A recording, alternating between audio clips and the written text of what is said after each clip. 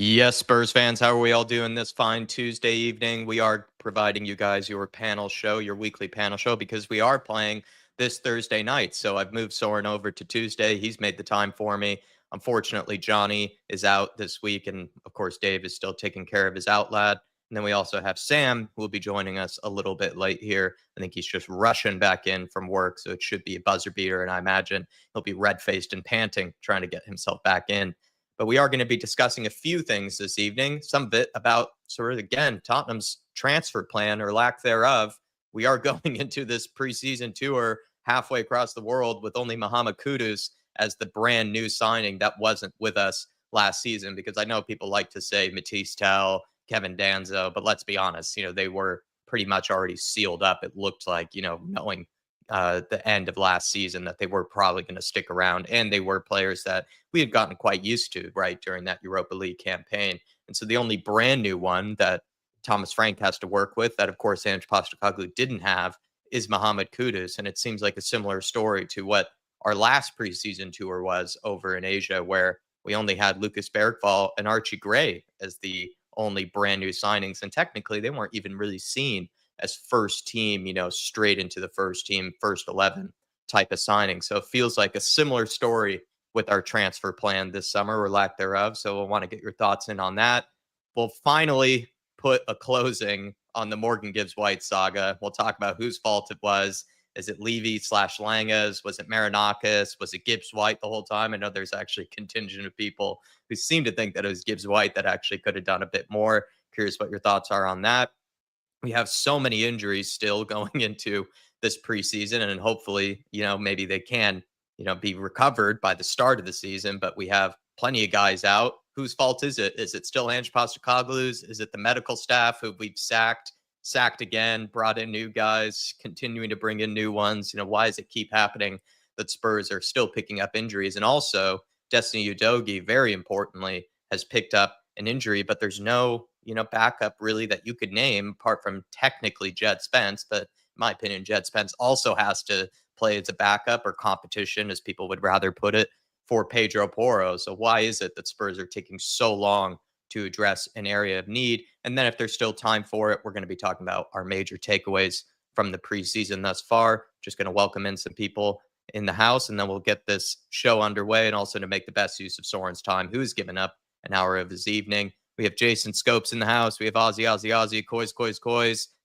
Yeah, that's my thought. I thought it was Andrew's fault, the whole time, Ozzy. Simon Cohen, good to see you in the house. Shemi Tan, hopefully you're keeping well, my friend. The big Tyler's in. Wingers being bought left and right, and we were just sitting in the corner of a hotel room in the little chair.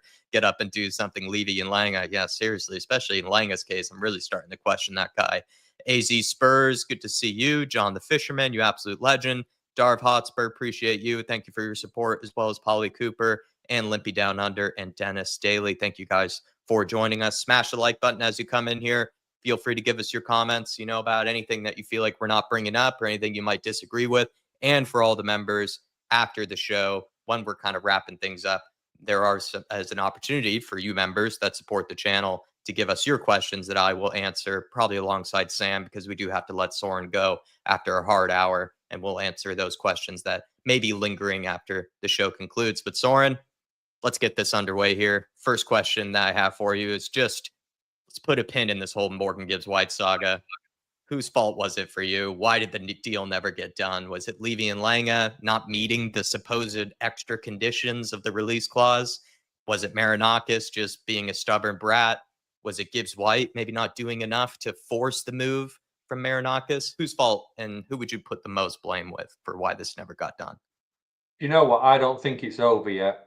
Yeah. I mean, I don't mean as in he's still going to come, but I think this is going to rumble and rumble on. There's going to be things coming out of the woodwork, and I just honestly cannot get my head around what the hell went on with that. Now, whose fault is it? Well, let's break it down.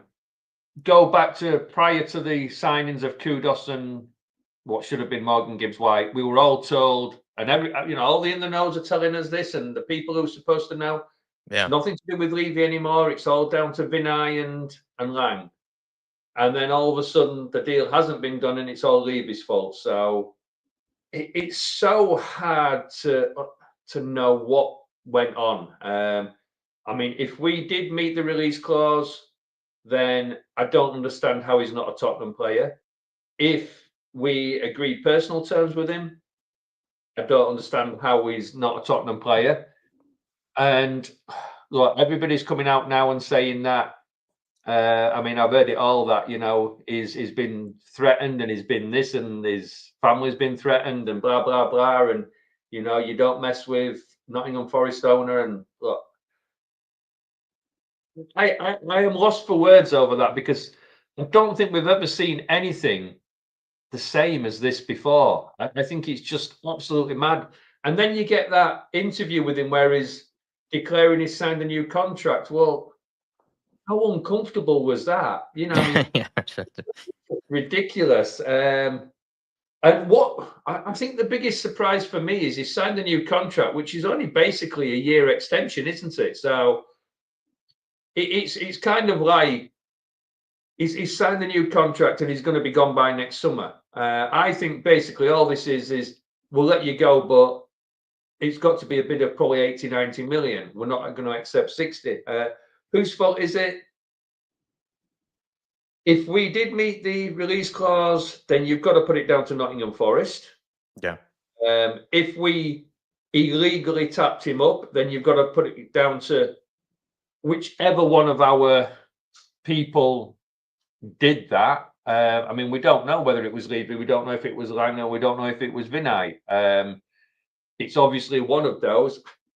Kind of don't see it being Levy, because he's not the type of person that's going to go in and just hit a release clause. We know that. So how people are just blaming Levy all the time, then I found it pretty incredible, because, like I say, he doesn't give that sort of money out on the first offer. He would have come in with 40 million instead of 60. So it's got to be either Vinay or Lange. And we saw it last year. It kind of doesn't look like Lange, because he didn't do it last year neither. So is it Vinay? And if it is Vinay, then you kind of look at it and say, brilliant, you've come in, you've changed the way we deal. We're going to go in and slap the money on the table. But then we've done something wrong in the process. So, well, to be honest with you, I don't care whose fault it is anymore, because I just want to sign a player now. You know, we start looking forward. He's not going to come this transfer window. He might come in the future. We don't know. But would you really want a player like that now that, you know, we all praised him? We all said that's the type of player we want. But does he? I mean, did he play us? You know, is it his agent that have played us? You know, we can blame Levy and all that lot. We can blame Marinakis, but has he played everybody? You know, has he been the one that's, you know, muddied us out? So, look, I don't care whose fault it is. Just time to move on.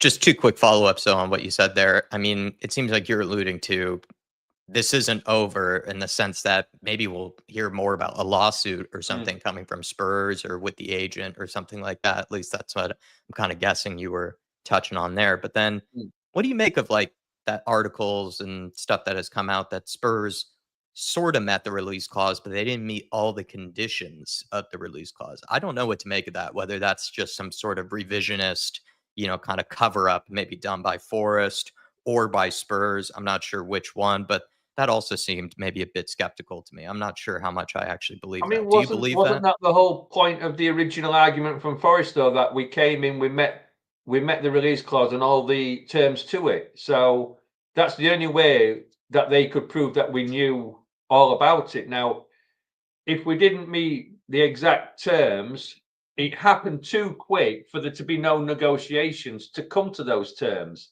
So I don't get how all that, but I'll tell you what I'd be interested in. I wouldn't be surprised if something like the PFA or the Premier League or somebody looked at that interview and looked at it and said, this stinks. There's something not right here. And basically, if we met the 60 million release clause, the terms after that have to be negotiated. So the fact that they then instantly refused to talk to us tells us that we kind of did hit the release clause how it should have been. Yeah. But there was a blocking of the right of a player to move on, which in that sense becomes a PFA thing. And if they look at this and say, he looks like he's been forced to sign a new contract, he's been refused to be able to move, this is against the players' federation type thing. So something has got to come out and be looked at further. Now, the only way that's going to stop is if Gibbs White comes out and says, no, I really didn't want to move. But by all accounts, he wanted to come. He'd agreed terms with us, unless that's not right as well. So Yeah. the problem is we're going by what people are telling us rather than any official statements. So Yeah. we've said it, I've said it before, you've said it before, that until them players actually sign, we don't know what the truth is. And we probably never will know the whole truth, but it just stinks from top to bottom. It really does. I do agree with you that I don't know if it's actually the whole story is just concluded and over. I wonder if we'll get more murmurings and more kind of evidence of what might have transpired. But I'd like to think that Gibbs White accepted, because why would they have booked a medical without his consent? That also doesn't make a lot of sense. You But don't then, you don't yeah, do but that then if the was there a guy didn't medical agree booked? to sign for Yeah. you. But then was there a medical booked? I mean, again, we're all going by what the in the knows and the people were telling Yeah. us, and we all took it as gospel, because we were all excited about Gibbs White coming.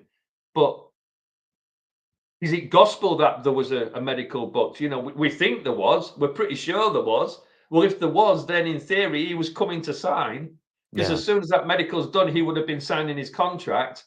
So Yeah. I don't know. I just can't Yeah. get my head around how much of a cock up it actually turned out to be. Yeah. I Sean mean, saying yeah, the only other yeah, alternative is perhaps the agent used us to boost a Morgan Gibbs White deal. But then, like what Soren is saying, like it's not like Gibbs White looked especially comfortable, like standing next to mm, Marinakis. It almost was like he was contractually obliged to mention Marinakis's name a certain amount of times, to show praise towards him, like as if there was a gun, pointed at him or something like that, or like he was mm, being threatened, like maybe Soren was alluding to. I personally would put the majority of the blame on Marinakis, just because it seems like he has, in a way, just gone against the rules, gone against maybe the standard protocols by just forcing Spurs into a difficult situation where they felt like they did everything that they could to get the player over the line, maybe in some sort of type of dodgy way. But, once the release clause is met, at least we were all led to believe once the release clause is met, you do have to let the player go. And Marinakis operates on his own rules, his own kind of standards, and maybe violated them and was able to win out because he's a guy who doesn't like to have things not go his way. But then the next bit of blame I would put on is Levy and Lange. I felt like maybe Levy and Lange behind the scenes while this was all going on perhaps could have tried to do a bit more to maybe protect Gibbs White, because Gibbs White was seemingly have to show up to training, go on the preseason tour. You wonder if they could have made some promises of, listen, if this, goes down to some sort of court case or legal battle, we'll cover the fees, we'll cover the drama of it, and we'll make sure that, you don't get implicated in all of this, because maybe that was part of the worry, is maybe the agent did do something wrong. Maybe there was maybe something that Forrest could have sued over. But if Spurs just said, listen, we'll just take care of it and we'll make sure that you don't have to pay any of the costs, I wonder if Morgan Gibbs White then would have been more keen on coming. It seems like he was just kind of led to have to pick between one or the other here. We do have Sam joining us, rushing in back from work. Hopefully he's not out of breath, but we'll kind of just get your quick thoughts, Sam, on who's to blame in this whole situation. And then we're going to move on to the more juicy stuff about how this transfer window, isn't necessarily kicking on for some strange reason. But that was kind of the case last preseason as well. Just to you, Sam, so we can put a pin in this whole Morgan Gibbs White situation. Whose fault was it? Marinakis, Levy and Lange, or Gibbs White? First of all, sorry I'm late, everyone. Been No, a no. pretty hectic day. Sorry, good to see you. In terms of the question, I don't know. I've been thinking about it all day, right? Obviously, we've all seen this, like Morgan Gibbs White, I'm staying interview, right? And, none of us are body language experts, but I think that all of us could see that there was very much a tail between his legs atmosphere of that interview. So for me personally, the way that I look at it, and again, like if people don't know who I am, I'm just a guy who likes Tottenham. I've got no inside information, but for me, it seems like the fact that was his demeanor, and also he signed the contract, extension. Because for me, if it was me personally and I wanted to leave a club, and the release clause was met, and I'd done nothing wrong, I think that I'd be basically saying, if you're going to not force this through, I'm not signing a contract, and eventually I'll leave for a reduced fee. Yeah, if that's how you want to play it, right? And I feel like that's the only way you're going to win against Marinakis. Personally, he seems like the kind of guy that doesn't want to be bullied around, but if you stand up to him, I feel like his sort of bully tactics kind of melt away. But I feel like Gibbs White or the agency, somewhere along the line, they know that they've done something wrong. And that's why we've seen a sort of U-turn to go back to the club. I mean, I was listening to, and I don't like him, but I was listening to Gabby Agbonlahor on Talk Sport earlier, talking about the situation, asking about how the Forest fans would feel for a player saying, he loves the club, but he clearly wanted to leave because there was a medical booked, right? Yeah. So, it's an interesting situation. And then, I think some people want to be angry at Levy and the board, and that's fine, right? And I don't disagree on a lot of things, but for this personally, in terms of directly Morgan Gibbs White to Spurs, I feel like they did all they could do. Whether or not it was some trying to pull the wool over our eyes kind of thing, where they just put the bid in knowing that it wasn't going to get accepted, just to try and look like they were doing stuff. But personally, I don't think that was the case. But I think where you can blame Levy is we're now 15 or 16 days since that initial here we go. Yeah. And it now looks like we're going to probably spend the rest of the window looking for that sort of star name to come in. Yeah. And I think that's where the frustration is, and it can get misconstrued and caught up in the whole Morgan Gibbs White thing. But I think that's kind of like a side point. And unfortunately, whatever your feelings are about Levy, Lange, whoever, it couldn't be done. It was out of our hands. That's how I see it. And so I can be angry at them for not bringing in other positions. Because to be honest, I remember saying to you, when it first was announced that there was interest, I was saying that I didn't think we needed Morgan Gibbs White. As much as he's a good player, I don't think he's a priority signing for us. So I'm not devastated, but I'm obviously disappointed that it's not come through, because I had sort of opened up to the idea we were going to get, a good quality midfielder with Premier League experience. So I am disappointed, but I'm not upset. Well, you did transition us kind of well to maybe the more important point is this, this is all over. We don't want to give much more oxygen to this, Gibbs White saga. But what could be said about it is that this whole time Spurs haven't been doing anything. Well, for some reason, Forest were able, Forest were involved in this whole saga, but they've signed, I believe, 2 players, or they're about to sign McAtee. They brought in, that guy from Bologna and Doy. They're looking to bring in new signings. We're seeing Chelsea signing Xavi Simons as like a backup to, or at least competition for someone like Cole Palmer. Feels like Spurs have just been twiddling their thumbs, throughout this whole saga, and not getting anything done. And that's kind of the frustration, is there maybe hasn't been an alternative identified by Spurs, but we're going into this preseason tour halfway across the world without any real new signings apart from Mohamed Kudus. And even Alpesh Patel saying, with the season of winning one of the biggest trophies in Europe, Spurs are acting shit everywhere. What's the point of being in the UCL acting like a beginner's club? This is kind of my question to you and Soren, Sam, is it feels like, with Spurs, having to balance all competitions next season, we're kind of going into this preseason and into this season in general in a similar situation to what we did last preseason with Ange Postecoglou. Last preseason, all we had, on the preseason tour was Archie Gray, who I don't think anybody saw as a first team player, and Lucas Bergvall, who we definitely had high hopes for, but I don't think we thought he would be a first team player either. The only first team player we have through the door right now is Mohamed Kudus. So you're starting to get maybe a little bit worried by how little is being done so far in the transfer window. And let us remind you guys that we are technically, literally 2 weeks away from the start of the Premier League season. So Soren, I'll go to you first. I mean, are you worried by the lack of transfer activity again done by Spurs? Kind of wasn't. Last week you weren't. No, I kind of still aren't, in the sense I'm holding on to the prefix of Frank wants to see what he's got in the squad as to what he really needs after a few decent matches. I mean, let's forget the couple of matches that we've played, because they're just warm-ups, they're just to see.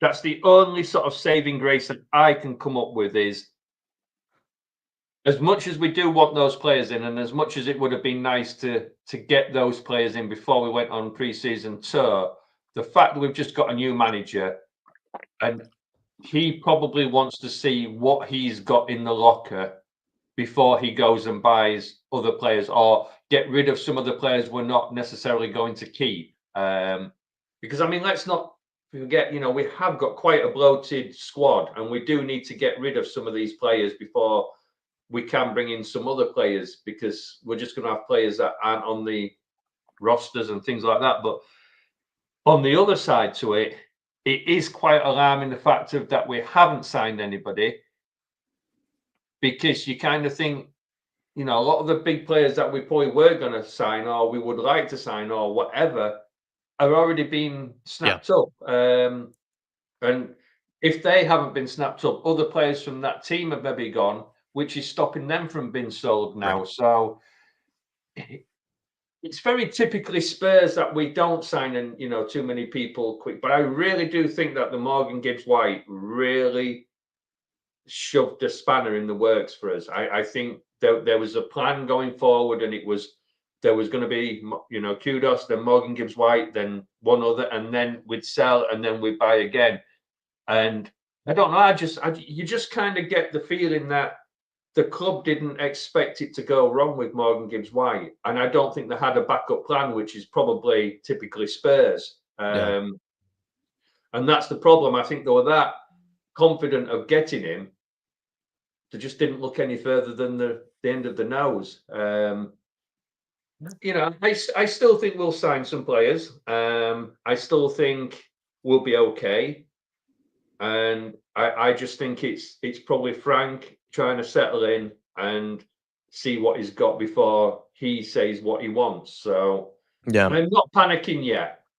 What's worrying me, though, Soren and Sam, is that we went into the last preseason tour with two guys that were brand new signings. But in my opinion, I mean, with the benefit of hindsight, we can now say that Lucas Bergvall, to a degree, is a first-team player. But at the time, he definitely wasn't, when we had brought him through.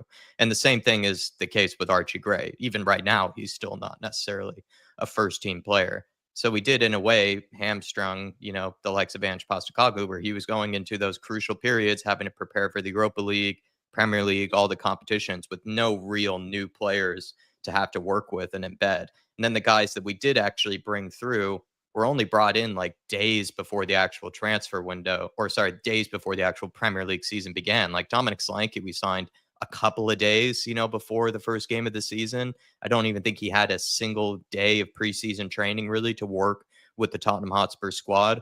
Odegaard was like signed, I think, the same night or something as like our first day of the Premier League season. So the actual signings for the forward line were done very, very late in the window. And it feels like we're kind of going down a similar path here, where everyone has identified a number 6 as being a really important signing. We still don't have a backup fullback. We still also as well have a lot of outgoings that need to happen to some degree. And none of it is going on here while we're halfway across the world. And when you already are so far away from the actual home base, I do think it makes it even harder to get some of these deals done, because they're all distracted by these preseason games to try to get into the best possible shape of things. El Dante has sent in a super sticker here, Sam, and it's a backwards smiley face here, which I think perfectly summarizes where Spurs are at right now and how we feel during this transfer window. Are you starting to get worried by just how, in my opinion, I think it's very similar to how it was last, transfer window, where we were all kind of saying, oh, no need to panic, no need to panic. And now I feel like when you say to someone, listen, we're 2 weeks away from Premier League actually beginning here, and I'm starting to panic at this point. It seems like we are in a very similar situation, despite just winning the Europa League and also in the Champions League. Yeah, I mean, I'll start with the positive, the one positive. It's not really about the transfer window per se, because I'll get into it. But the I have been saying for a while that the quality of the squad is much higher, in my opinion, than what was being shown for the majority of last season. You know, a lot of people might not agree with that, but you know, players don't just become woeful overnight, right? Obviously, we've seen them say that they were deprioritizing the league, and maybe that sort of played into it. There's a lot of external factors, but personally, I think that it's not a bad squad. Definitely not on paper. And then I look at, yes, I was very concerned last season when we started the season, but I look at it now, and obviously we brought in Danso in January, which I think was quite an important signing for us, and he looks like he's got the potential to be a great Yeah. rotational player. You know, Solanke, as you said, Bergval, to a lesser extent, Gray, but players that we signed last season have now had a season or half a season to get sort of acclimated with the squad, right? I know that this is a new coach, yeah, but to be in and around like the same lads every day, you know, most of the same backroom, like outside of the football club, football team staff, and you know, just actually being comfortable where you are. So I think that personally, and obviously we've had a season of Solanke now. Personally, the squad is stronger than last season already before any signings have come in. Then you add Kudus, and that's a player that we needed, I think. Whether or not Kudus himself is the right person, like we'll have to wait and see. I'm happy with Kudus. I said it from the beginning, but I think why Kudus is important, and it leads me on to sort of like my concerns about the window, is I don't think we need to go out and do like the notorious Bale 7, right? I think we need 3 or 4 first team fighters in our you know transfers. So I'm not talking a signing like a Kota Takai, and that's no disrespect to him whatsoever. He's just not going to be ready for the Premier League. I think that's sort of a fact that we can all kind of accept at the moment, unless he pulls out, you know, incredible prowess, which I hope he does. But I look at it, we've now had Destiny Udogie injured. And don't get me wrong, I've given Ange a lot of stick over his time with Spurs, saying that, you know, he was at fault for these injuries. And I will be the first one to say, like, it is concerning that Destiny has been getting so many injuries, right? And I already feel like left back is the weakest part of our squad in terms of depth. Yeah. We have one out and out left back. That's it, the doggy. He's now injured.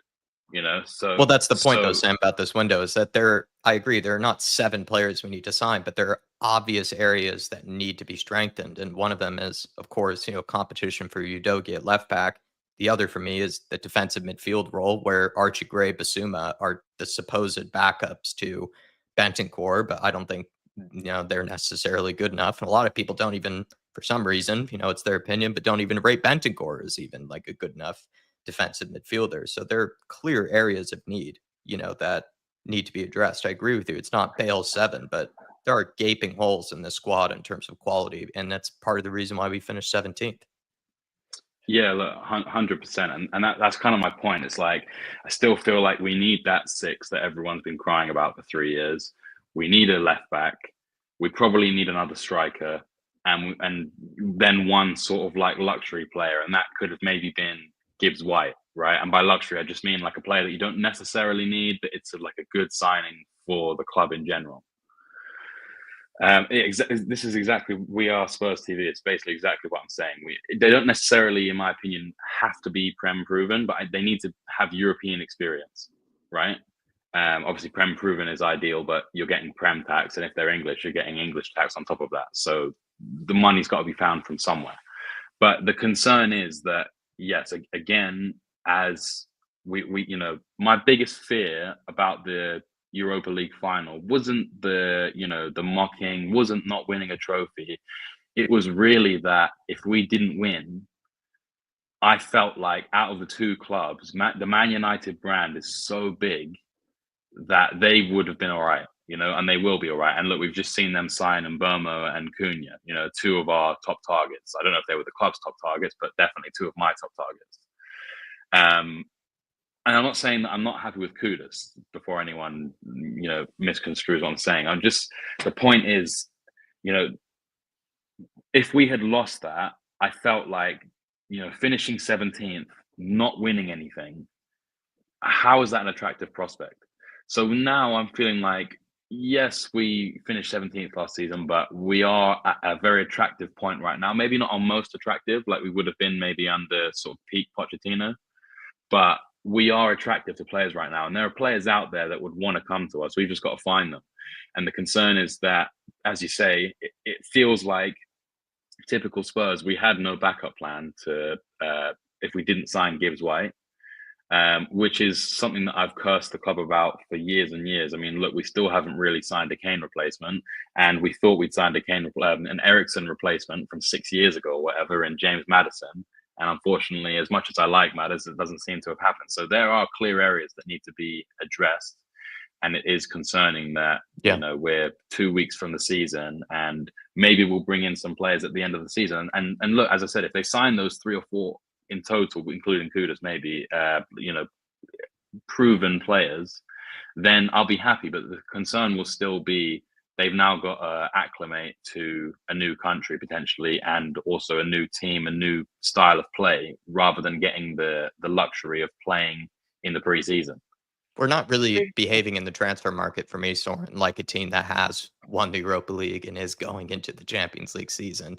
Are you starting to question Johan Lange's ability to actually get big money signings, like was discussed before, first team players over the line that actually can't compete for the squad? It seems like yet again, we're going into this Premier League season with only one real, Premier League proven or just first team player, to go with. Whereas, maybe perhaps in the past with Parachichi, it did feel like, we were signing more guys for the actual first team. With Johan Lange, I am starting to question his ability to get deals done in a timely manner.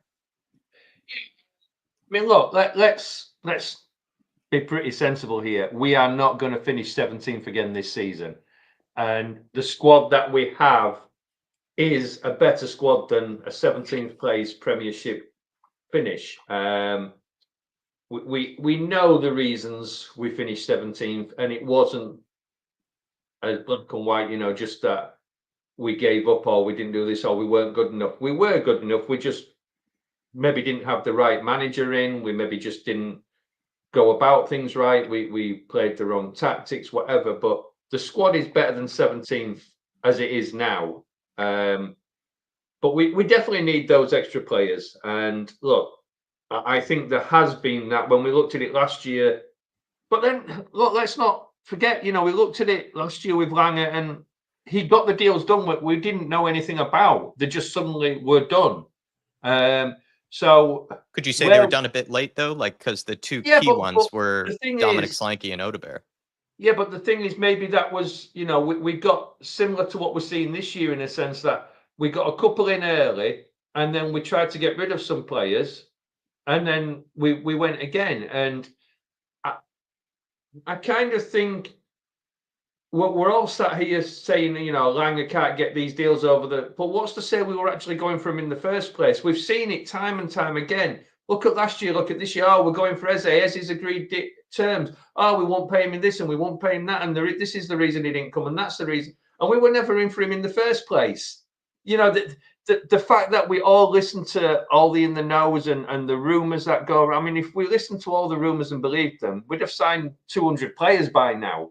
But surely we're after somebody. That's the worry. I mean, we maybe are after somebody. But the thing is, we don't know what's going on. And as much as we say you can't get a deal over the line, well, we don't know that if they're not actually at the point of getting that deal over the line. Or maybe the players we want are being held up by the selling club that need their players in. We've seen it all before that we all jump to blame somebody. Look at the Porro deal. We were ready to sign him right at the beginning of January window, and Sporting didn't want to get rid of him. And we all blamed Levy because he couldn't get the deal done. And in the end, it came out it wasn't. But Look, it is concerning. I don't think any of us can say it's not, but it's very typically Spurs. And the only thing that you can say, and the problem is, we know how it's finished in the past, that until the window shuts, we've got time to sign players. The problem is the window shuts just as the season starts, and in theory, it's too late. But I think we'll see a couple of games on this Asia tour over this next week, and then I think you'll see a little bit of action. I don't think it'll go right down to the last day, but I do think there'll be a player or two signed. Who they'll be, I have no clue. Will there be big names? No idea. Will there be youngsters? Possibly. But something will happen, and we just got to keep the faith somehow. I will try, but I Yeah. kind of would go back to your point from earlier where it feels like, has that window expired when it comes to signing some of those bigger names, some of those guys that, could make some big moves, because by now, maybe some of their teammates, like you mentioned, have already left, which makes it even harder to try to lure them away, or makes the negotiations with that club even more difficult because they're not just going to sell all their best players in one single window. Then also, plenty of these people have already been snapped up by other clubs by this stage. And it does feel like the top 6, top 8 of the Premier League have strengthened in the very important areas of their squad before we have. And that is the problem, that, we're already chasing those bigger teams above us, Right. and they have all basically strengthened. And that is the big problem. I mean, the thing is, if we went back and looked at hindsight and we say we got Morgan Gibbs White, I think we'd be looking at a totally different transfer window already. We'd have probably got another one in by now as well. I think that has really derailed the plans of what we had to do. Yeah. And we asked that question a few weeks ago. Are we worried that if this doesn't get over the line, have Spurs given too much of their attention, too much of their resources to that deal? Yeah, and that's the problem. That's the very typical Spurs thing, that we were obviously so confident we just didn't have a backup plan, and we never do seem to have a backup plan. And we should be aiming for 16. And Sean's spot on there, that it doesn't reassure the fan. We're all sat here and we've come off. I mean, the perfect time to go and sign those players were straight away. We've won the Europa Cup. We're on a roll. With the club is buzzing. The fans are buzzing. People are looking at us, remembering we've just won the Europa Cup, and then all of a sudden that's dying down now. That's kind of gone. And look, let's look at it another way. Maybe Frank hasn't got the pull. We said how many times that Ange had rung a player up and convinced him to come. Maybe Frank can't do that. But, maybe players look and think, well, the manager doesn't excite me. Or don't for a minute think that players will look and think, oh, they finished 17th, they could get relegated this year. No, we won't. We are a better club than 16th, 17th. We will finish, I don't know, top 8 probably. But there's something not right. I mean, whether the players won't come, whether we're not selling it anymore, whether we're still waiting for this money to be finalized, if there is any money even now.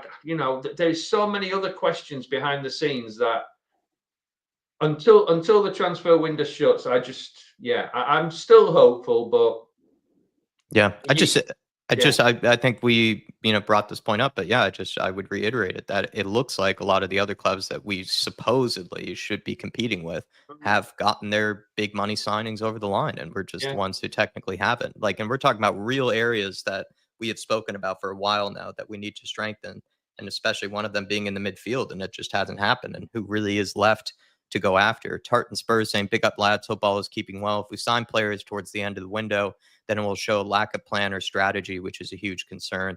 The worst thing would be to panic buy. I think we have to buy somebody at some point, Tartan, but that's my concern as well, as we saw this before, with Johan Lange, where he had brought in a lot of, periphery type players, that were maybe for the future initially, but then, the ones that we knew were the important signings never really got done until very, very late into the window before right before the season began. They didn't get any preseason games to work with the manager, get used to the squad, the tactics, and just feels like, in my opinion, Johan Lange is showing that he's not really capable of getting deals over the line, important deals over the line quickly enough, to help out his manager. Look at Liverpool, Chelsea, even Arsenal finally have gotten, their big money striker through the door, while also getting through other important signings like Norgard and Kepa and guys like that, have set them up now to be able to push on, this season. And Spurs, Kudus was an essential signing, but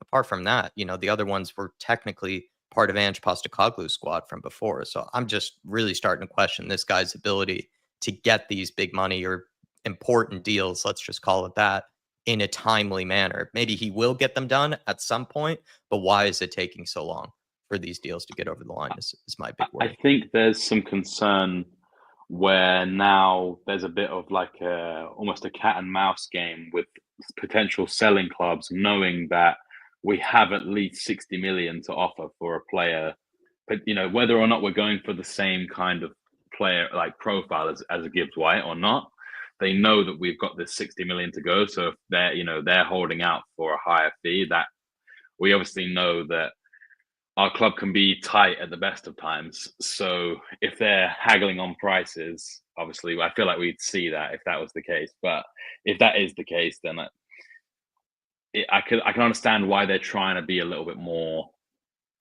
cautious with it. But at the same time, it's like, come on, we just need to get players in.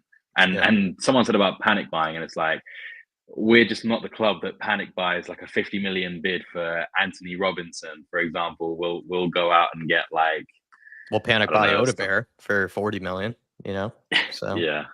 But I hope that Odegaard comes good. I don't have any slander for I like Odegaard, but it's just that's what I mean. Those were two, like, we needed that striker, and Dominic Solanke. We waited until the last and final minutes before, our first game of the season. We finally got it over the line. He was even in Japan while we were in Japan on preseason tour, and we still couldn't get that deal over the line. We had to wait until he got back to England, and we got back to England for us to actually sign him. And then Odegaard was a crucial signing for the wing. We did need another winger to be brought through.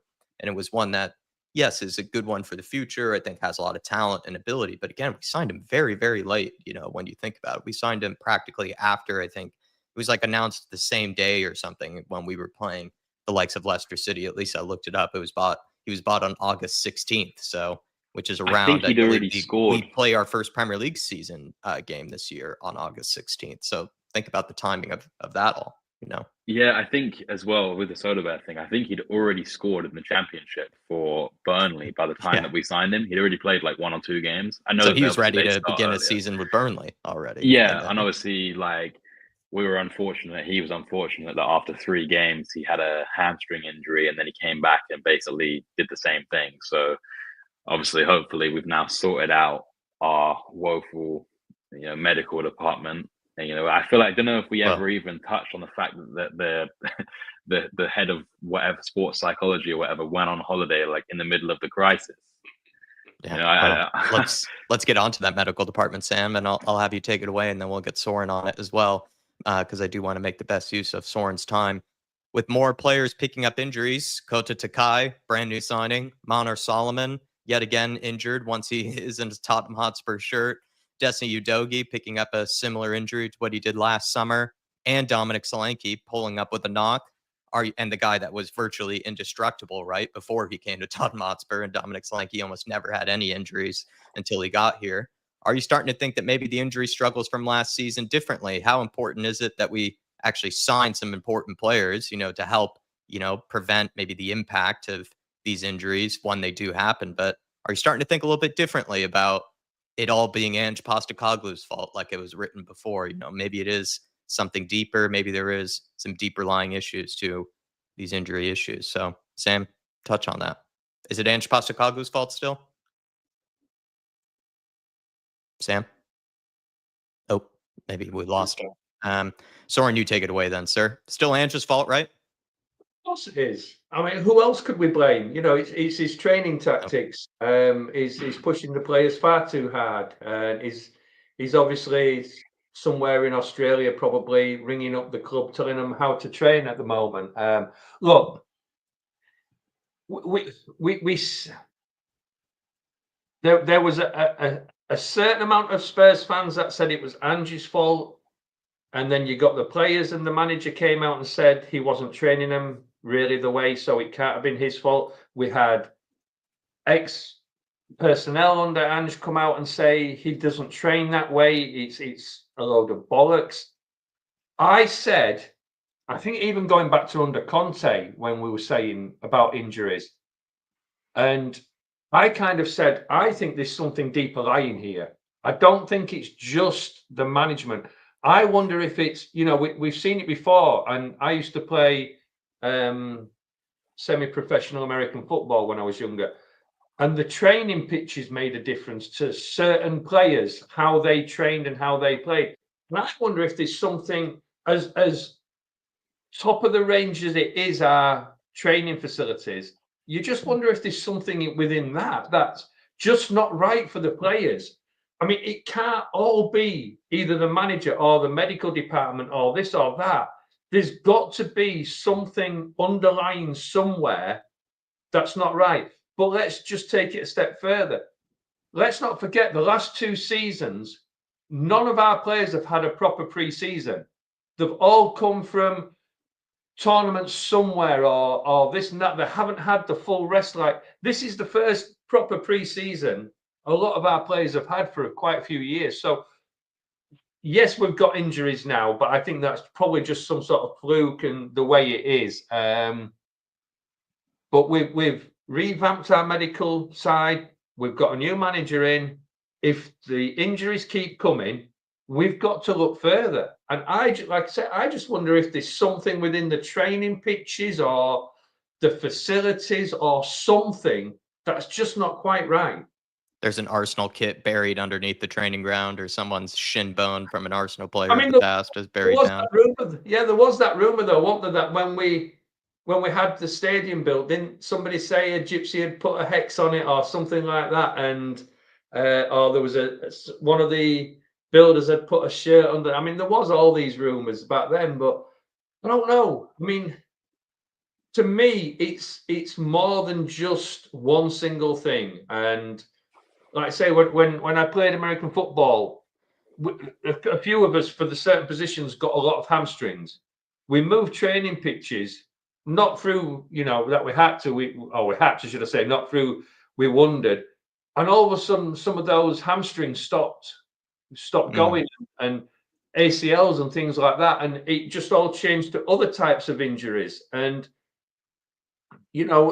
what's to say it isn't modern day football boots or, just something different that suddenly happened that is what we use rather than what other clubs use. I mean, it would point more to the training pitches, but yeah, I mean, I think if injuries keep going, there are a few people that's probably going to have to eat some humble pie. We know they won't. All those people that blamed Ange all the time and it couldn't be anything else, then, we'll soon see, won't we? Well, I mean, what's also funny is plenty of these guys that have continued to pick up injuries, even now that Ange is gone, were people that you would say weren't necessarily injury prone beforehand. For example, Dominic Solanke had pretty much a perfect track record as a player, when it came to injuries. And now he's had a few since being here, and he picked up another knock the other day. And it just seems like Coach Takai, right, has a major injury. The moment that he steps through the door within a few training sessions, all of a sudden he's now picked up one. But maybe importantly on Destiny Udogie, Sam, he last Premier League season and preseason, he kind of missed a lot of the preseason because he wasn't available due to an injury. Now it seems like something similar could be happening again. I mean, it's kind of a combination of the two. What do you make of this whole injury situation? But then also Spurs, that's an obvious area that they clearly need to sign someone for, because Destiny Udogie could be rushed back once again to try to make the Premier League season while, recovering from an injury. So whose fault is it? Sam, is it still Ange Postecoglou's? Well, as I said, I definitely did attribute and do attribute a decent chunk of the blame on Ange. Not necessarily his training, just like the roles and intensity that some of the players have to perform at. And it's obviously concerning when you're seeing multiple, not even just one or two, multiple centre backs, out at the same time, where you're having to play a whole host of other players in different positions to fill up those missing players. I mean, it happened 2 years in a row, right? So as much as I still think that Ange had a decent amount to do with it, I think we all have to accept they changed the medical department because it clearly wasn't working before, and then they've changed it again because it wasn't good enough. I mean, people were joking about seeing Tottenham offering head of sports psychology on LinkedIn, right? That's we should be, going around to clubs that have, top medical departments and poaching. It's a dog eat dog world. I'm sorry, it is. You see it all the time. We've just stolen the entirety of Brentford's coaching staff, basically, right? I know that we took the manager, but they obviously had hopes for players. So it is concerning. And I think that Destiny, the thing is, the players that are injured now, other than Kota Takai, are seemingly quite injury prone players. Unfortunately, it looks like we're having to sort of face the facts that Destiny seems to be quite an injury prone player. And I don't know, maybe the left side of that defense is just cursed with people getting hamstrings and whatever it is that Destiny's out for now. But I'm wondering if maybe it's time not to replace him, but to sign a serious first team level player, contender in that position. That means that Destiny hasn't got to play every single minute of every single game from the moment he comes back from injury. Because I'm sure that, I hope that Frank will be different to Ange in the fact that he'll manage the squad's minutes better. Because if I remember correctly, when Destiny was injured during that pre-season, from the moment he came back, I think he played the whole game, and then he played every game until he basically broke down again. But what else was he supposed to do when there really wasn't another recognized fullback at the time? I do agree with that, but then also, Spence had a good pre-season. And I'm not saying that that's enough to say that you warrant a starting space, but when you've got a player that's, so frail at the moment, so fragile, you've got to look at alternatives. And, you might say that you might be one of those people that thinks that when it gets to the end of the season and people are saying, oh, we missed out because we didn't beat Aston Villa, we only got a draw, we missed out by 2 points or whatever. But if you're one of those people that thinks that every game matters, then maybe my point is not going to be for you. But, at the beginning of the season, when you're starting to figure things out, he could have given Spence some runs out and just seen what happened. And then we get to Coventry, Spence basically all but saves his job. And he still doesn't get in the team until it was I can't remember when exactly it was, to be honest. So I don't want to do myself the disservice of guessing, but I feel like it was quite late into the season that he actually started giving Spence games. And then basically as soon as Destiny was back, he dropped Spence again. I know that's a different argument than injuries or whatever, but for me, there was something there that was the reason that Spence wasn't playing as much. But hopefully Frank will look at it all with a fresh perspective, and hopefully the minutes can be managed, especially the likes of Son, if he is going to stick around, because we all know he's getting on in years. I mean, I saw that Harry Kane turned 32 yesterday, which made me feel very old, and I'm like my 30 myself, but I just I'm nervous. It's just we have to let Soren go. Thank you, Soren, for being here with me. I appreciate you, and best of luck on your whiskey meeting later. But yeah, just the even just Spence, understandably, he will hopefully play as the left back during this preseason. But the the thing is, though, is that he's still also supposed to be backing up Porro or providing competition for Porro at the same time. And then, you should, at least, I think you should have 4 guys, in the fullback position that are all technically competing with each other. The only other person that is left, I guess, to fill in on that left side, if it isn't Jed Spence, would be Ben Davis, who's been cooked out there for at least 3-4 seasons. I think his days as a left back have been over for the past 4 or 5 seasons. At least that's just my opinion. And then Van de Ven could also play out there. I've heard some people mention that, but it's but why are we then forcing Van de Ven to also then play extra minutes and extra sort of games that he doesn't need to when he's already himself a bit of an injury prone player? It just seems like Spurs are still just, I don't know why it is, but just huge areas that need to be addressed and, need to be filled. They're just delaying and delaying and delaying it. And if we go, and this was like a major signing that we were talking about last summer window, that we needed to sign another fullback to compete on that left side. And people were saying maybe a left-sided center back of some kind. And then we waited until the January window to sign Kevin Danza when we absolutely needed him. Like, it was just a crucial signing to make. So it's just obvious areas of concern, obvious areas that need to be addressed. For some reason, Spurs just, I don't know, they just, I guess, see if they can get away with it. It just doesn't make sense to me. And it feels like Thomas Frank is being dealt a very similar deck of cards to what Ange Postecoglou was being dealt after his preseason tour and everything. And I also just don't think it helps out a manager when they are going away halfway across the world with this squad, to work with. This is when they really are trying to fine tune things, really try to embed in the tactics and everything. But then you don't have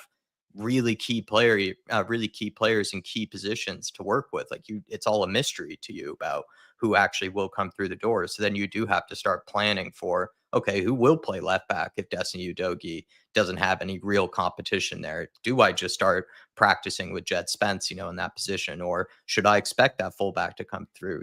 Defensive midfielder. Am I just going to have Bentancur play every game possible, and then Archie Gray and Basuma are going to fill in here and there? Because it just seems like Thomas Frank is just in the dark in this whole situation. I felt very similar with Ange Postecoglou, the previous preseason. Maybe Frank will deal with it better than Ange did, but at the same time, it's still setting ourselves up for failure, in my opinion. Yeah, definitely. Look, I mean, last season, the fact that we didn't sign a left back was just insane to me personally. But I think that we saw that sort of over Ange's whole tenure, and this is sort of his little weird beef with Reguilon aside. Not that I wanted Reguilon to be, our left back, but obviously I feel like Spurs have, in recent seasons and probably all seasons that I can remember, have this habit of selling a player in a position and not signing a replacement. And I'm not just talking about, like, your Harry Kanes, right? I'm talking about, they let Davinson Sanchez go. Whatever you think of Davinson Sanchez or not, all jokes aside, he probably have been quite good in Ange's system. But they let Davinson Sanchez go. They don't sign another centre back. Sessegnon's contract expires. They don't sign another left back. Right. This happens all the time in our squad. We let players go and we don't replace them. And what was going to happen if they ended up selling Jed Spence to Genoa for 8 million? We would have played the season with literally Destiny and Pedro Porro as our right back, as our fullbacks, and maybe a bit of filling in from Davies or Archie Gray. I mean, it seems inconceivable that a club would allow themselves to get in a position like that. Yet we see it every single season. Yeah, it's rinse and repeat. We're still seeing Jamie Donnelly have to play in as a left back, during preseason. I don't know if the fact that happened again a year later is just insane.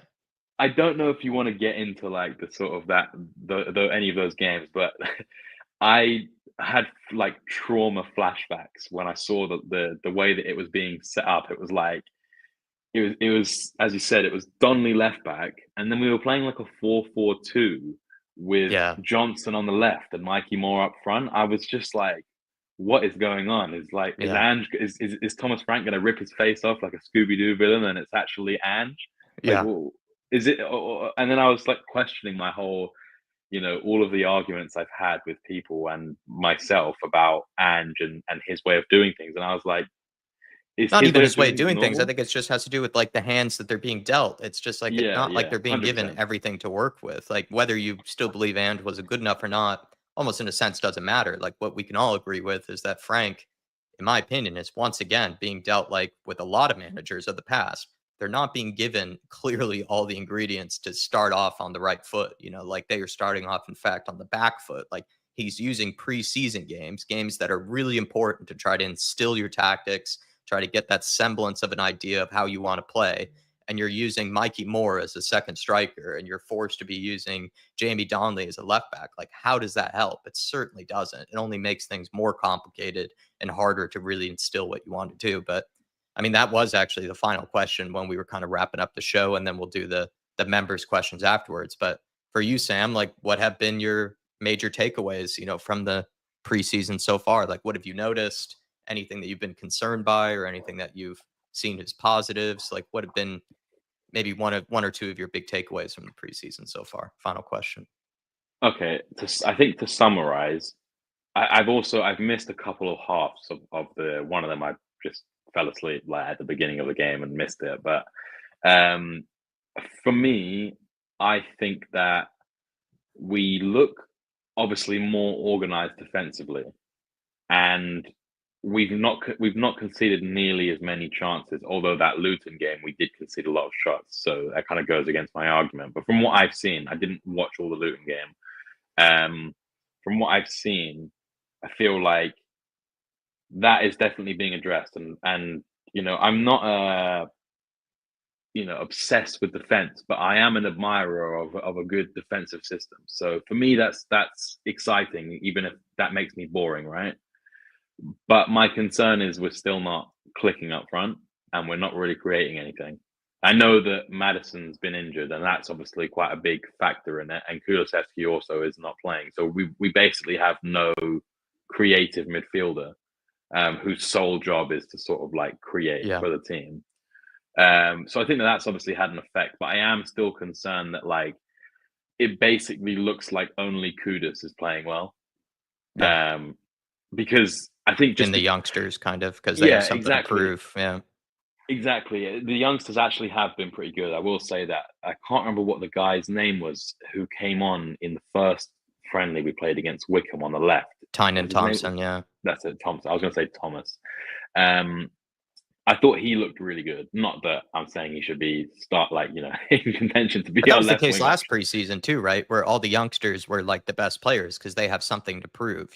They are hungry to try to show something, to whoever it might be, the manager, somebody that might take them on loan, even just their own academy coach. Like they are hungry to take those opportunities because those are the only ones they'll get. Whereas like the regular first team players are in a way a bit more just kind of just going through the motions, it seems like. And then Mohamed Kudus to a degree as well. Like Kudus is like obviously wants to show something, in preseason just to get people excited. So, but it is like we are, we're looking at very little to work with in terms of, those type of things that you're mentioning of like people showing, what they're capable of. It looked very similar to what we saw under Ange, that game against Luton Town. My big takeaway was, and I kind of do want you to come in on this, and this was where I haven't been I do feel like we need to sign another number 6, another defensive midfielder, but I kind of was, basically my thinking was like, well, it doesn't look like we're selling Basuma, and Archie Gray was, lined up. We bought him for 40 million pounds, for Christ's sake. Like we spent a lot of money on the guy. Surely he's being lined up to be one of the number 6 options.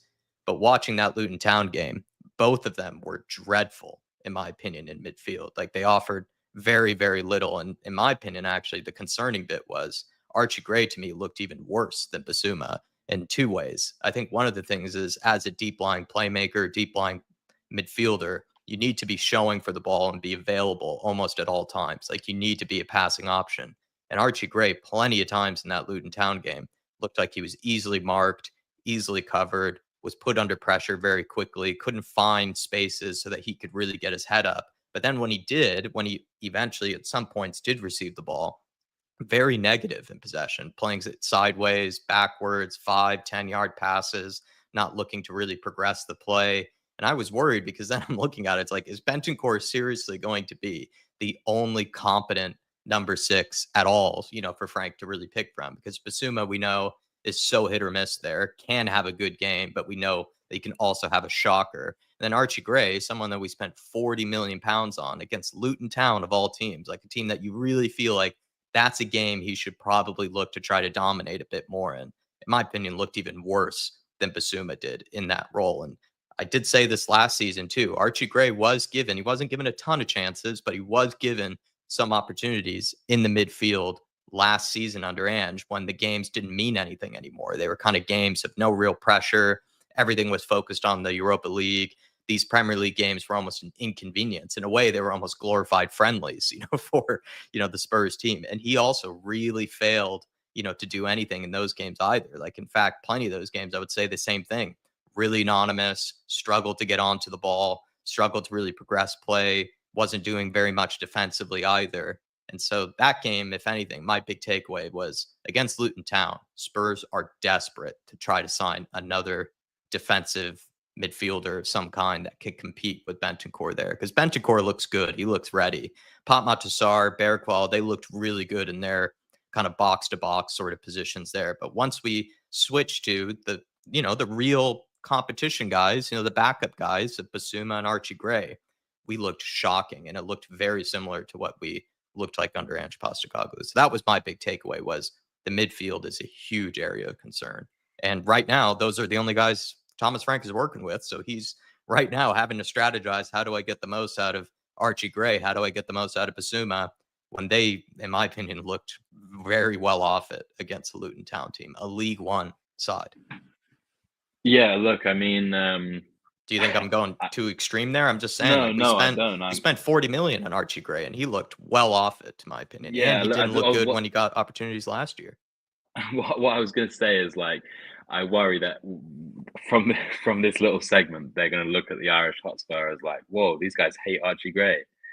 I was talking about this yesterday on the fan show. That was it's my conspiracy theory that I am getting worried about Archie Gray because he got opportunities last season. I don't think did anything, and he never had a good game in midfield last season.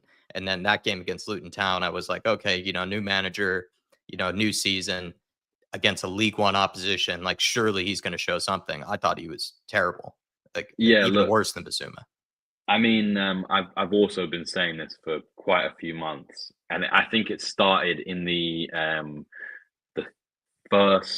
second Newcastle game that we lost 2-1 this season, when it was either going to be a goal for Isak or it was going to be an own goal for Dragusin, and everyone was bashing Dragusin, and it made me quite annoyed because I was wondering why this young, inexperienced centre-back in Dragusin was getting all of the blame for this when I didn't actually think it was his fault. And obviously, don't get me wrong, Radu had some absolute shockers last season, right? I don't think we even need to go into it. I think everyone can just accept that.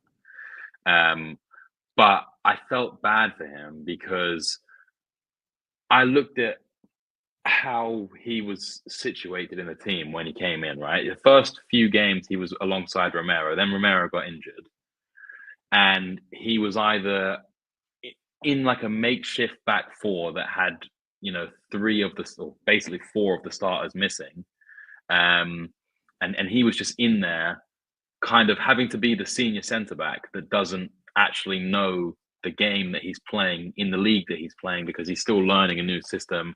And he's also, learning a new way of football, very different from Serie A. So I was looking at Archie Gray, and it's like, I obviously can understand why people were raving about him last season, because, he's an 18-year-old midfielder who did okay at best in defense, right? But you're looking at it based on the potential of, he could be something like I saw a comment earlier saying in 10 years he'll be the captain of England.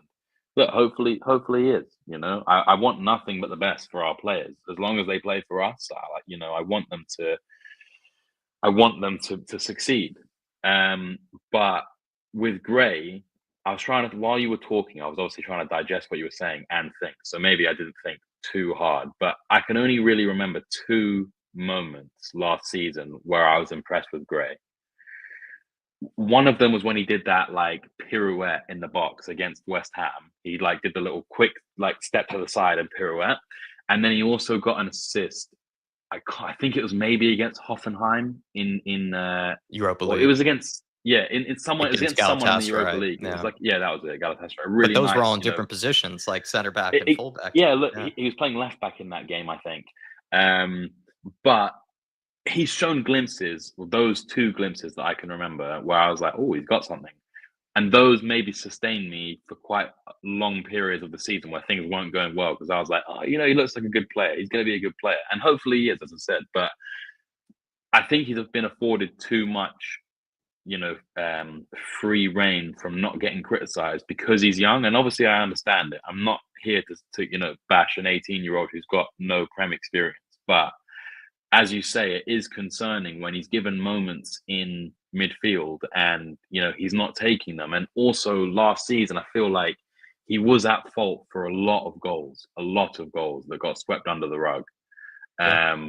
And look, as I said, it's not his fault, but unfortunately, we're not here to pat the backs of the players and say, we'll get them next time, champ. We need to see the team win. It's football.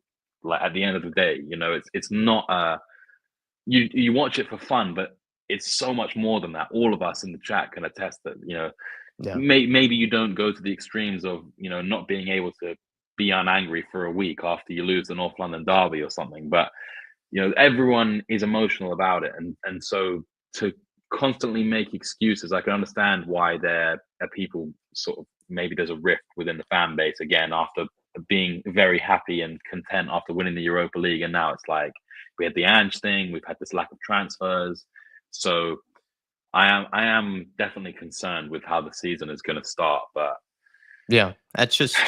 I think Archie Gray has just looked lost in midfield when he's played. Like, he looks like a guy that really doesn't feel comfortable.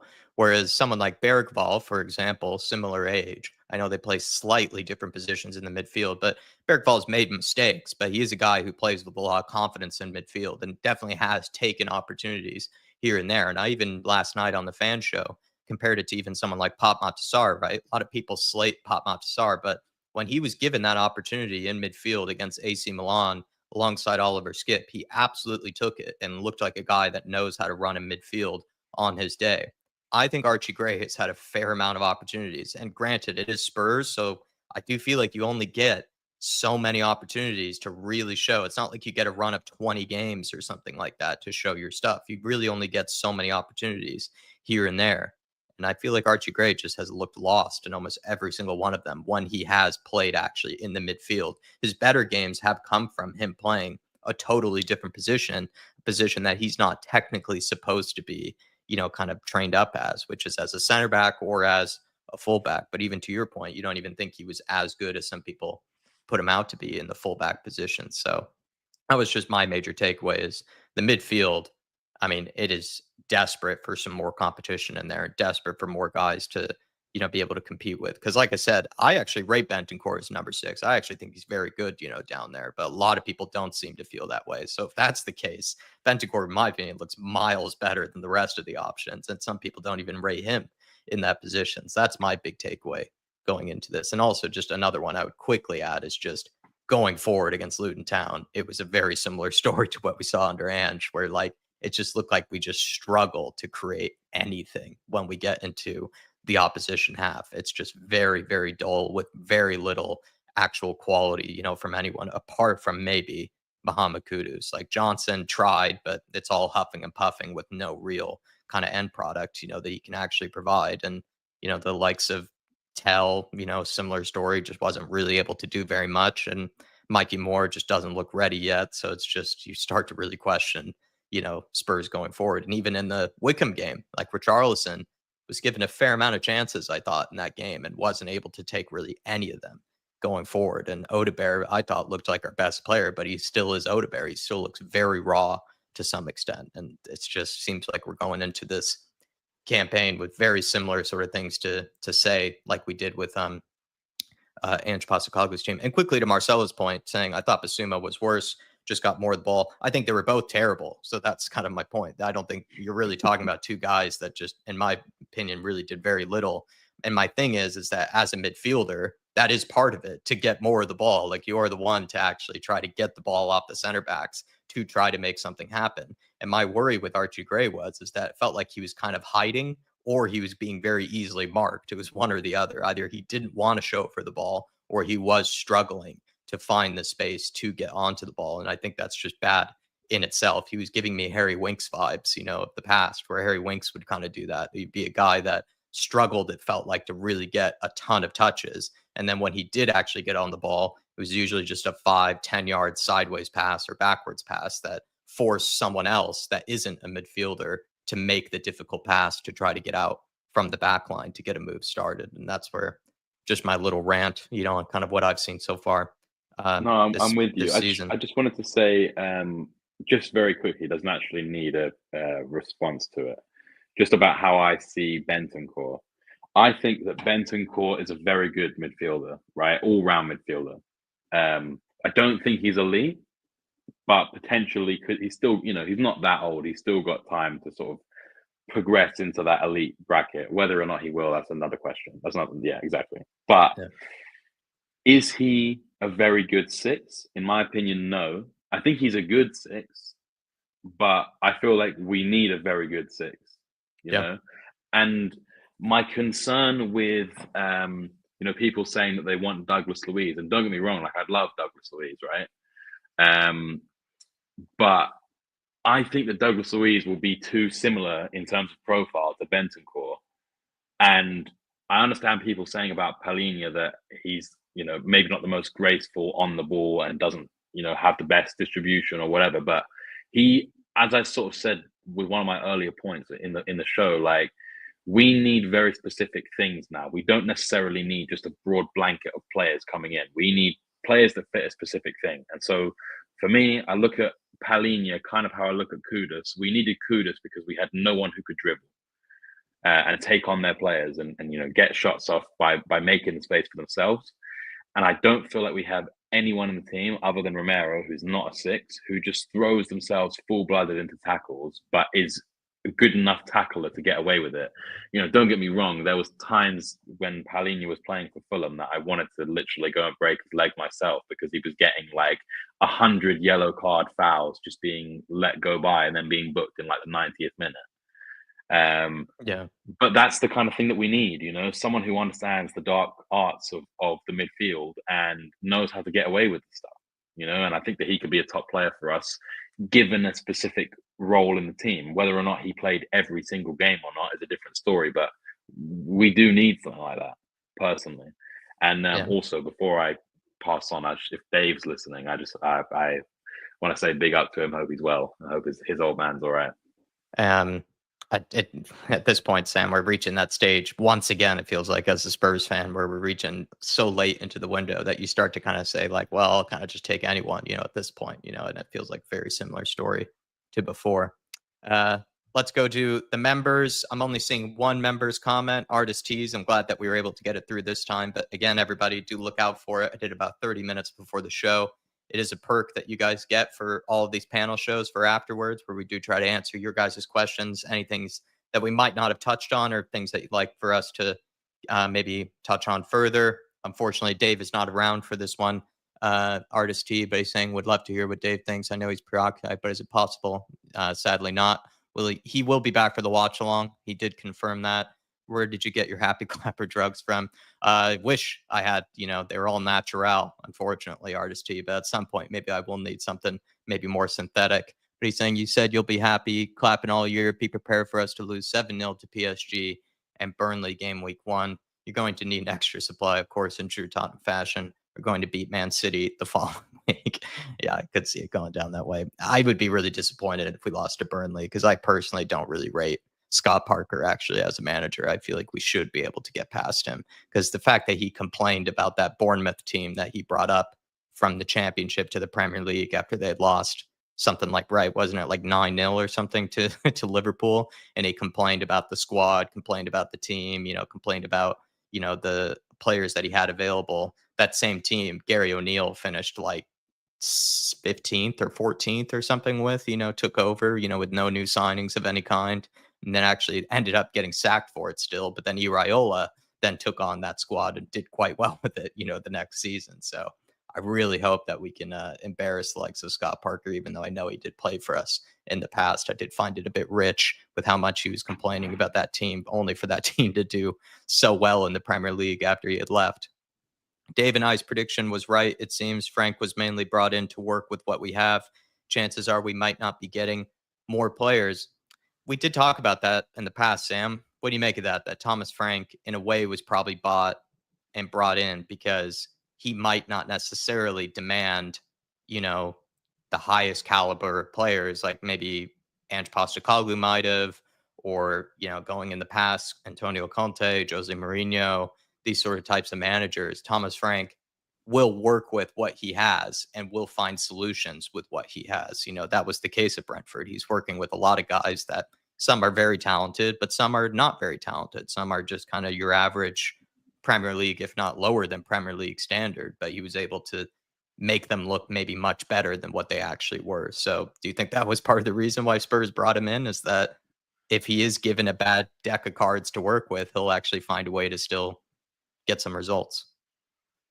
Yeah, look, I mean, in the pro clubs group chat, we actually went through like the whole Brentford squad, and there was, between everyone's comments, there was basically 3 players that from the Brentford squad that people would be interested in. I'm sure you can probably work them all out. Yeah.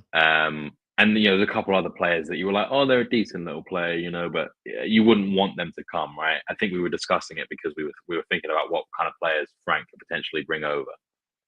But I feel like I was able to get behind the idea of Frank fairly early on because of exactly what Artis has said, right? I think that he got the best out of his weaker squad than ours, and on the flip side, Ange, I don't think got the best out of the squad on the whole. I know people can say, but he won the Europa League, so wore a trophy or whatever. But I don't want to. Before I say that, I don't want to diminish anything about the Europa League. It is and probably will be for a long time, like one of the best moments of my life, right? But it was basically those final 4 or 5 games that he was able to kind of like bring the squad together to galvanize them. Whereas before that, it was kind of like we were just kind of going through the gears, in my opinion. And we never, smashed any teams, or other than I think like Everton 4-0 at like the start of the season. Other than that, I can't really remember any time we really, gelled. So for me, I do think that he's right with what he's saying about this. He was brought in to work with what we have, but that was also a concern that the before we signed Kudus and potentially we're going to sign Morgan Gibbs White, I was thinking like I was ready to be prepared to not sign anyone, basically, or a repeat of 2019 or whatever. So that's why maybe I'm a slightly more open-minded about the whole transfer window, just because we have brought in someone who is going to affect the first team, and that's already something that we hardly ever see. Right. I'll move on to the next bit of his question. Yeah, he's a body language expert on you. He's obsessed with you. He is obsessed with me, to be fair. He's always commenting on my surroundings. Well, I appreciate it though. No, to be fair, I've actually had a really bad day. Just some drama going on in my personal life. But it's funny, but I think maybe because I've done a few shows on a different podcast recently, I know I'm cheating on you guys, but I think that I'm just like feeling a bit more comfortable. Like, not that I wasn't comfortable anyway, but being like having done it multiple podcasts a week now rather than just doing the one with you guys. I just feel a bit more comfortable talking and potentially repeating the same things that I've said. I feel like I always don't want to say the same thing, but then it's always applicable, Yeah, I know what you mean. Well, keep analyzing every single movement and every single blink from our man Sam here, Artist T. Lastly, what are you eating today, Jack? And what are you having with your fish fingers, Sam? Yeah, he even remembers what you have on Tuesdays. Is that going to make everything a little bit better tonight, Sam? Little fish fingers? I actually don't have any fish fingers, Jack. I know. Yeah, what I do have though is a fillet of salmon. So I'm probably going to make a like salmon teriyaki rice bowl. So that will do the job. It's not fish fingers and mashed potatoes with some sweet corn, but it will do. That's a very Seattle dish, if anything, that you're making for yourself.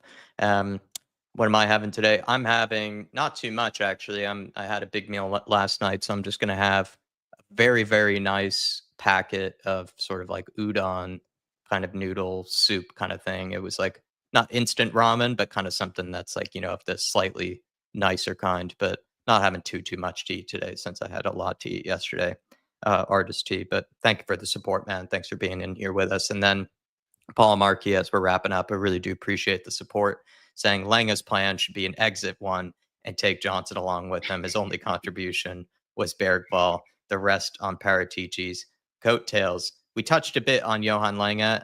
today, Paul Markey. My just concern is that even if he does get, let's say, some people are saying, calm down, he's going to get 2 or 3 more signings through the door. It's like, all right, well, that's what a lot of people seem to say last summer window. And then I think we look back on it and felt like, yeah, we didn't really sign a lot of important areas. Like we didn't end up signing, a fullback when we did need one. There was also other areas in the forward areas, especially, that I felt like we needed to sign actual quality. And we went into the last summer window saying we need to sign an Eze, we need to sign someone like a Semenya, we need to sign someone of real quality in the forward line. We ended up signing Odebear, which I like Odebear, but let's be serious here. That was something we signed at like August 16th. It seems like Johan Lange struggles to get over the line. Some of these bigger money signings or some of these marquee signings he seems to struggle with. And then with Johnson, I don't know, man. We'll see how he does this year. Of course, I think he's doing great, with, his credit from last year. I think he proved a lot of people wrong to an extent, but I will say it's kind of still more the same with the guy, where he, compared to Kudus, really does struggle to create for others. He's kind of just a guy that is good at finishing off moves, and I wonder how that will work with a Thomas Frank system. Even like the other day in one of the preseason games, I think it was against Reading, where Kudus held the ball up with his back to his defender, rolled his defender, beat 1 or 2 more guys, cutting inside, and then went for like a 30, 40-yard switch of play all the way out to Sonny on the left side. Brendan Johnson could not do that in his dreams. So I just feel like that's a sign of, the quality in their technical ability. Like Brendan Johnson has this knack for being at the right place at the right time, which really is a true skill. But sometimes when you're needing someone to really provide some real technical brilliance to, create a good cross or create an angle or, find the pass that maybe others don't see, he's just not that guy. Even when he was going up against a League One fullback, I actually thought he looked all right the first 5 to 10 minutes, but it still felt like a lot of huffing and puffing against that defender with not really any real quality or end product. I was glad that he was trying, but I still wasn't actually that impressed by what I was seeing. But I've been shut up before by Brendan Johnson. Maybe I'll be again. I appreciate you though, Paul Markey. Thanks for the support. And I'm feeling very similar about Johan Lange as well. I really am. This summer window feels all too similar to last summer window with Johan Lange, at least for right now. You're going to come in? Yeah, look, I mean, I think with Johnson, and I'm not trying to compare him to Ozil at all, right? But I'm just looking at it like when Arsenal, were trying to change up what had been going on for them, not getting to the Champions League for a little bit or whatever, and just struggling in general. I think they realized that even though Ozil was, unbelievable for them going forward, the rest of his game was just not there. And to be in the midfield in that position that they needed someone who could do a bit more of everything. And I kind of feel the same with BJ, but obviously the fact that BJ has pace, and I know some people say that he's the slowest, fastest player ever. But he will still be a very important cog in the Tottenham machine, I think, personally. But he'll need to be played the right way. If you're going to play him like how Nottingham Forest play like Anthony Elanga, for example, or, just bringing him off the bench so that he's kind of another arrow for our attack, where I feel like he's just not, as you've touched upon, he's just not the player that's going to go and beat 5-6 players. I mean, I even joked to you the other day that Kudus in that one game has beat more players than BJ in his entire career. Yeah. I like the guy, but it just is true. He can be upgraded, and I feel like it's not I don't think it should be a negative thing to want your club to have aspirations to be the best, right? And I don't think that's delusional either to have aspirations for that. I'm not saying that we are the best. I'm not saying that we'll ever be able to displace the likes of Man City or Liverpool, but you have to try. You know what I mean? Yeah. You have to give it a go. He's just a very limited player, Paul Markey, and if he can continue to take advantage of what he is good at and provide, goals because he's not going to provide assists. That's the other thing, right? He just doesn't. So he's going to have to continue to score goals in order to keep his relevancy, I think, in this team. But if he doesn't score those goals, he's just such a limited player with what else he actually offers, to the team. Whereas I'd say someone like Kudus is really showing that he can offer a ton of different things, especially when there's literally no creativity whatsoever happening.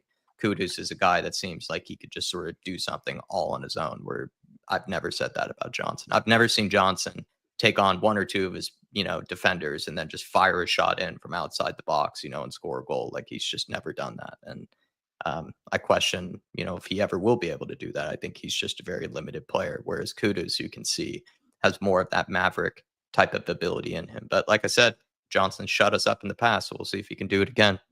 Sam, thanks for taking time out of your evening. Thanks for also showing up despite maybe having a shitty day. Any final words from yourself this evening? Yeah, just, I don't know, try and keep sane in the transfer merry-go-round on Twitter with all of these links that are most likely, bullshit, and all these people who claim to know stuff that don't. You've just got to try and remain patient. I know that that's difficult, but I disagree with people who say the Spurs fans aren't patient, because we've been put through the ringer with this club. So hopefully we'll see some improvement in the window, as well as the friendlies. Let's hope we don't get absolutely pumped by Arsenal in a couple of days, because that would just be a real kick in the shins, like just before it all. But yeah, other than that, as I said, I hope that Dave is doing well. I hope his old man's all right. And it's great to get on with Soren, and great to be on with you, Jack. So big up, chat, and thank you, everyone. No, pleasure as always, Sam. Thanks for being in here with me. And we'll see you all Thursday for the watch along and potentially a pre-match build-up if Dave is going to be able to lead that, because I think it'll be far too early in the morning for me. But I will be there for the watch along, and Dave has confirmed that he will be there as well. So hope to see you all there with us. Thanks for supporting the channel, and we'll see you all next time. And also would love to see some more members' comments, because of course it's great the artist T does such a good job contributing to them, but it is a perk that you guys get for supporting this channel. But we'll see you all next time. Come on, you Spurs, and hopefully we have maybe a bit, better smiles on our faces after we smash Arsenal in the preseason game. We'll see you next time, everybody. Come on, you